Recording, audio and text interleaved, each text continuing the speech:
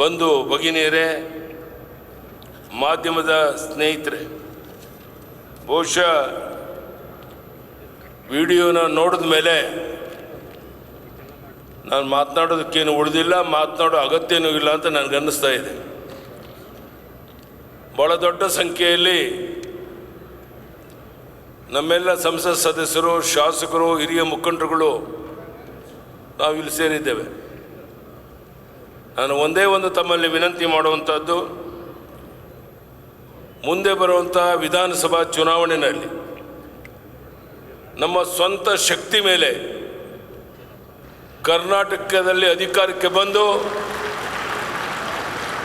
ಈ ಭ್ರಷ್ಟ ಸರ್ಕಾರವನ್ನು ಕಿತ್ತೊಗೆಯುವಂಥ ಒಂದು ಸಂಕಲ್ಪವನ್ನು ಮಾಡಬೇಕಾಗಿದೆ. ಇಲ್ಲಿ ಸೇರಿರುವಂಥ ಎಲ್ಲ ಹಿರಿಯ ಕಾರ್ಯಕರ್ತರು ಮನಸ್ಸು ಮಾಡಿದ್ರೆ ನನಗನ್ನಿಸುತ್ತೆ ಇದೇನು ದೊಡ್ಡ ವಿಷಯ ಅಲ್ಲ ಅಂತ. ನನಗೆ 100ಕ್ಕೆ 100 ವಿಶ್ವಾಸ ಇದೆ.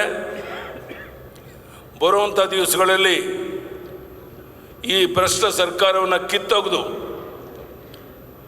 ಅಭಿವೃದ್ಧಿಪರ BJP ಒಂದು ಸರ್ಕಾರವನ್ನು ತರೋದಕ್ಕೆ ನೀವು ಎಲ್ಲ ಸಿದ್ಧರಾಗಿದ್ದೀರಾ. ಅದೇ ರೀತಿಯ ವಾತಾವರಣವನ್ನು ನಾನಿಲ್ಲಿ ಇವತ್ತು ನೋಡ್ತಾ ಇದ್ದೇನೆ. ಬಂಧುಗಳೇ, ನಾನು ಎಲ್ಲ ಸಮಯದಲ್ಲಿ ಹೇಳ್ತಾ ಇರ್ತೇನೆ, ಸಾಧನೆ ಮಾತಾಡಬೇಕು, ಮಾತನಾಡೋದೇ ಸಾಧನೆ ಆಗಬಾರ್ದು ಅಂತ. ನಮಗೆ ಆದರ್ಶ ಈ ದೇಶದ ಪ್ರಧಾನಮಂತ್ರಿ ನರೇಂದ್ರ ಮೋದಿಜಿಯವರು.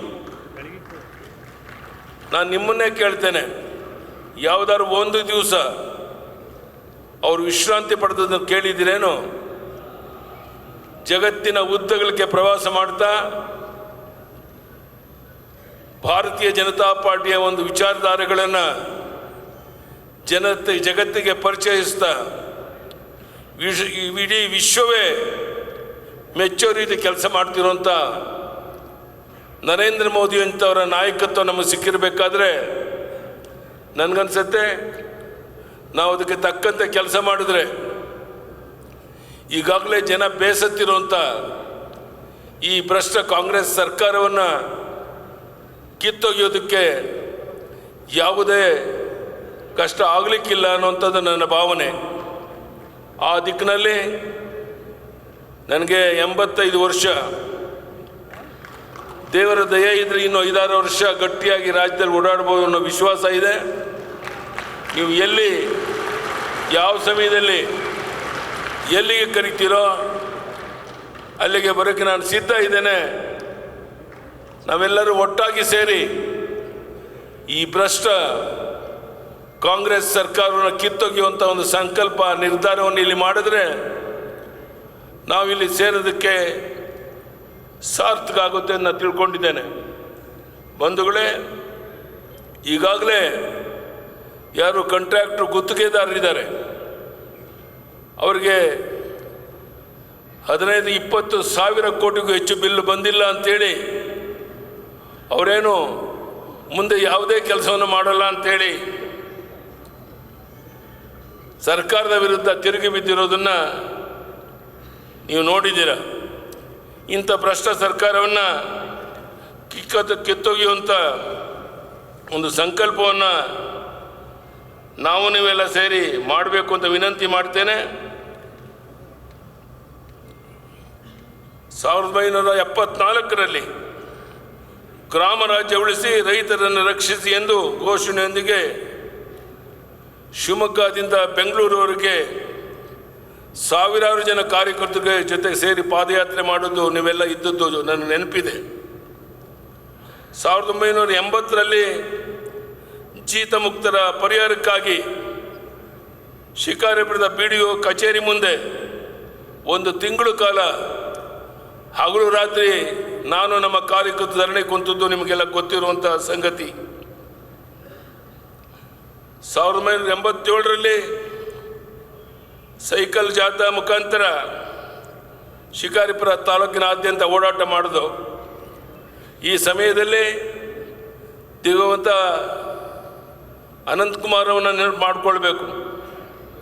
ಬಹುಶಃ ಅವರು ಆ ಸಮಯದಲ್ಲಿ ಹಗಲು ರಾತ್ರಿ ನನ್ನ ಜೊತೆಗಿದ್ದು ರಾಜ್ಯದ ಉದ್ದಗಲಕ್ಕೆ ಪ್ರವಾಸ ಮಾಡಿ ಒಂದು ರಾಜ್ಯದಲ್ಲಿ ಬದಲಾವಣೆ ತರಕ್ಕೆ ಏನಾದರೂ ಮೂಲ ಕಾರಣಕರ್ತರಿದ್ದರೆ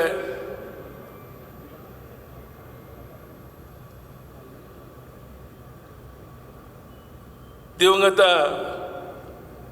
ಅನಂತಕುಮಾರ್ ಅವರು ಅಂತೇಳಿ ನೆನಪು ಮಾಡ್ಕೊಳ್ಳೋಕೆ ಇಷ್ಟಪಡ್ತೇನೆ. ಬಂಧುಗಳೇ,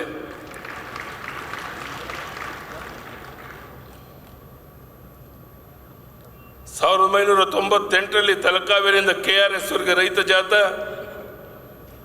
ರೈತರಿಗೆ ನಿರಂತರ ವಿದ್ಯುತ್ ಪೂರೈಕೆಗೆ ಆಗ್ರಹಿಸಿ ಬೆಂಗಳೂರಿನಲ್ಲಿ 9 ದಿನಗಳ ಕಾಲ ಹಗಲು ರಾತ್ರಿ ಧರಣಿ. 2002ರಲ್ಲಿ ಬಗುರುಕುಂ ಸಾಗುವಳಿ ಮಾಡ್ತಿದ್ದಂಥ ರೈತರನ್ನ ಸಕ್ರಮಗೊಳಿಸಬೇಕು ಅಂತೇಳಿ ಶಿಕಾರಿಪುರದಿಂದ ಬೆಂಗಳೂರವರೆಗೂ ಪಾದಯಾತ್ರೆ. ವಿದ್ಯಾರ್ಥಿಗಳ ಹಿತದೃಷ್ಟಿಯಿಂದ CITನ ಗೊಂದಲ ನಿವಾರಣೆಗಾಗಿ ಹೋರಾಟ. 1988ರಲ್ಲಿ ಬಸವ ಕಲ್ಯಾಣದಿಂದ ಬೆಂಗಳೂರವರೆಗೆ ರೈತ ಜಾಥಾ ಹಾಗೂ ಮನವಾಸಿಯಿಂದ ಬೆಂಗಳೂರು, ಬಸವನ ಬಾಗವಾಡಿಯಿಂದ ಬೆಂಗಳೂರಿಗೆ ರೈತ ಜಾಥಾ. 2017 ನವೆಂಬರ್ 2ರಂದು 2018 ಜನವರಿ 28ರವರೆಗೆ ನವ ಕರ್ನಾಟಕ ನಿರ್ಮಾಣಕ್ಕಾಗಿ ಪರಿವರ್ತನಾ ಯಾತ್ರೆ. ರಾಜ್ಯದ ಎಲ್ಲ 224 ವಿಧಾನಸಭೆಯಲ್ಲಿ ವ್ಯಾಪಕ ಪ್ರವಾಸ. ಈ ರೀತಿ ಕಳೆದ 55-60 ವರ್ಷದಲ್ಲಿ ನಿರಂತರವಾಗಿ ನಾವು ನೀವೆಲ್ಲ ಸೇರಿ ಒಟ್ಟಾಗಿ ರಾಜ್ಯದಲ್ಲಿ ಉದ್ದಗಲಿಕ್ಕೆ ಓಡಾಟ ಮಾಡಿ ಪಕ್ಷವನ್ನು ಅಧಿಕಾರಕ್ಕೆ ತಂದಿದ್ದೇವೆ. ಇವತ್ತು ಮಂಡ್ಯದಲ್ಲಿ ನಾನು ಶಿಕ್ಷಣವನ್ನು ಮುಗಿಸಿ ಬೆಂಗಳೂರಿನ ಶೇಷಾದ್ರಿಪುರಂ ಕಾರ್ಯಾಲಯದಲ್ಲಿ RSS ಕಾರ್ಯಾಲಯದ ಮಹೇಶ ಜಯದೇವ, ಮಾನ್ಯ ಹೂವೆ ಶೇಷಾದ್ರಿಗಳು, ಮಾನ್ಯ ಕೃಷ್ಣಪ್ಪನವ್ರ ಜೊತೆ ವಾಸ್ತವ್ಯ ಹೂಡುವಂಥ ಸೌಭಾಗ್ಯ ನನಗೆ ಸಿಕ್ಕಿತ್ತು. ಅವರೆಲ್ಲರ ಸಹಕಾರ, ಆಶೀರ್ವಾದ, ಬೆಂಬಲದಿಂದ ವಿಶೇಷವಾಗಿ ರಾಷ್ಟ್ರೀಯ ಸ್ವಯಂ ಸೇವಕ ಸಂಘದ ಒಬ್ಬ ಸ್ವಯಂ ಸೇವಕನಾಗಿ ಅವತ್ತು ನನಗೆ ಸಿಕ್ಕಂಥ ಮಾರ್ಗದರ್ಶನ ಇವತ್ತು ನಿಮ್ಮೆಲ್ಲರ ಮುಂದೆ ಗಟ್ಟಿಯಾಗಿ ನಿಲ್ಲೋದಕ್ಕೆ, ಮುಖ್ಯಮಂತ್ರಿ ಆಗೋದಕ್ಕೆ, ಲೋಕಸಭಾ ಸದಸ್ಯನಾಗೋದಕ್ಕೆ, ಅನೇಕ ಸ್ಥಾನಮಾನಗಳನ್ನು ಹೊಂದೋದಕ್ಕೆ ರಾಷ್ಟ್ರೀಯ ಸ್ವಯಂ ಸೇವಕ ಸಂಘದ ಪ್ರೇರಣೆ ಕಾರಣ ಅನ್ನೋ ಮಾತನ್ನು ಹೇಳ್ತಾ, ಇಷ್ಟು ದೊಡ್ಡ ಸಂಖ್ಯೆಯಲ್ಲಿ ತಾವೆಲ್ಲ ಸೇರಿದ್ದೀರ. ನಾನೊಬ್ಬ ಪುರಸಭಾ ಸದಸ್ಯನಾಗಿ ಶಿಕಾರಿಪುರದಲ್ಲಿ ನನ್ನ ಜೀವನ ಪ್ರಾರಂಭ ಮಾಡಿ ಈ ಮಟ್ಟಕ್ಕೆ ಬಂದಿದ್ದೇನೆ ಅಂದರೆ ಈ ನಾಡಿನ ಕಾರ್ಯಕರ್ತರ ಆಶೀರ್ವಾದ, ಬೆಂಬಲ, ಸಹಕಾರ. ವಿಶೇಷವಾಗಿ ಪರಿಶಿಷ್ಟ ಜಾತಿ, ಪರಿಶಿಷ್ಟ ವರ್ಗಗಳ ಒಂದು ಅಭಿವೃದ್ಧಿಗಾಗಿ ಹಗಲು ರಾತ್ರಿ ಹೋರಾಟವನ್ನು ಮಾಡಿದ್ದು.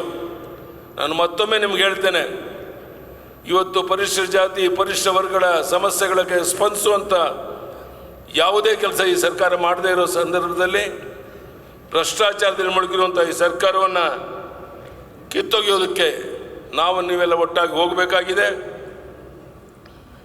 ಪಕ್ಷ ಸಂಘಟನೆಯಲ್ಲಿ ನಾವು ನೆನಪು ಮಾಡ್ಕೋಬೇಕು. ಮಾನ್ಯ ಶ್ರೀ BB ಶಿವಪ್ಪನವರು, ವಸಂತ ಬಂಗೇರ ಅವರು, ಮಾನ್ಯ MR ತಂಗ ಅವರು, ಮಾನ್ಯ ನರೇಂದ್ರವರು, AK ಸುಬ್ಬಯ್ಯನವರು, DS ಶಂಕರಮೂರ್ತಿಯವರು, ಬಸವರಾಜ್ ಪಾಟೀಲ್ ಸೇಡಂ ಅವರು, ರಾಮಚಂದ್ರೇಗೌಡರು, ಹೀಗೆ ಹಲವರ ಸಹಕಾರ, ಬೆಂಬಲದಿಂದ ಇಷ್ಟು ಬಲಿಷ್ಠವಾಗಿ ಪಕ್ಷವನ್ನು ಕಟ್ಟಕ್ಕೆ ಸಾಧ್ಯ ಆಗಿದೆ. ಆ ದಿಕ್ಕಿನಲ್ಲಿ ನಾನು ಮತ್ತೊಮ್ಮೆ ತಮ್ಮಲ್ಲಿ ವಿನಂತಿ ಮಾಡ್ತೇನೆ. ನಮಗೆ ಆದರ್ಶ ಪ್ರಧಾನಿ ನರೇಂದ್ರ ಮೋದಿಜಿಯವರು, ಅವರ ಒಂದು ನೇತೃತ್ವದಲ್ಲಿ ಕರ್ನಾಟಕದಲ್ಲಿ BJPಯನ್ನು ಅಧಿಕಾರಕ್ಕೆ ತಂದು ಜನಸೇವೆ ಮಾಡುವಂಥ ಒಂದು ಸಂಕಲ್ಪವನ್ನು ಮಾಡಿ ಇಲ್ಲಿಂದ ಹೋಗೋಣ ಅನ್ನೋ ಮಾತನ್ನು ಹೇಳ್ತಾ, ಮತ್ತೊಮ್ಮೆ ಇಲ್ಲಿ ಸೇರುವಂಥ ಎಲ್ಲ ಕಾರ್ಯಕರ್ತ ಬಂಧು ಭಗಿನಿಯರಿಗೆ, ಮಾಧ್ಯಮದ ಸ್ನೇಹಿತರಿಗೆ ವಂದನೆ, ಅಭಿನಂದನೆಯನ್ನು ಸಲ್ಲಿಸಿ ನನ್ನ ಮಾತನ್ನು ಮುಗಿಸ್ತೇನೆ. ಧನ್ಯವಾದಗಳು. ನಮಸ್ಕಾರ.